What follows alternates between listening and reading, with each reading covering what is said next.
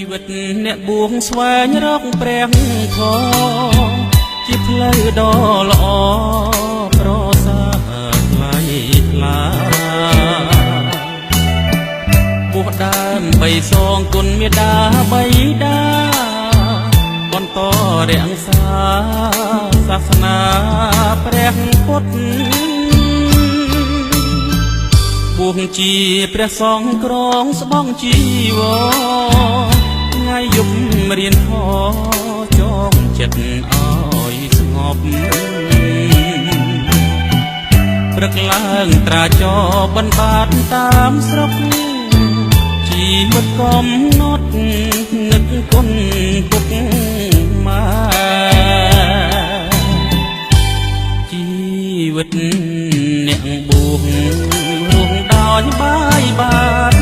អារម្មណ៍សស្អាតគ្មានចិត្តវាចវេផ្ដាច់នីស័យកម្ម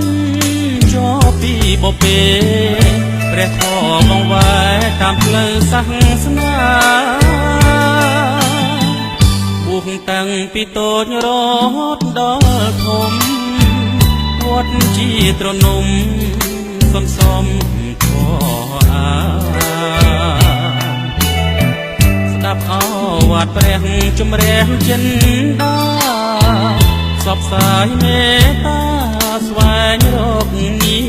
ព្វាន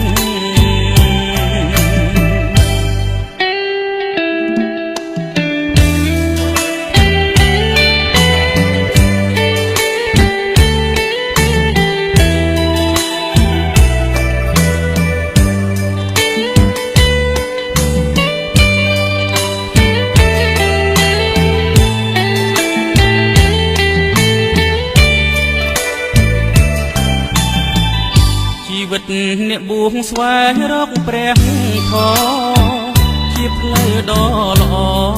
ប្រសើរថ្លៃថ្លាបួងដើមបីសងគុណមេដាបៃតាបន្តរក្សាសាសនា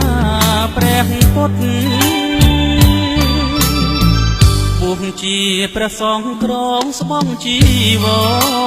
រថ្ងៃយប់រៀនធម៌ចងចិត្តឲ្យស្ងប់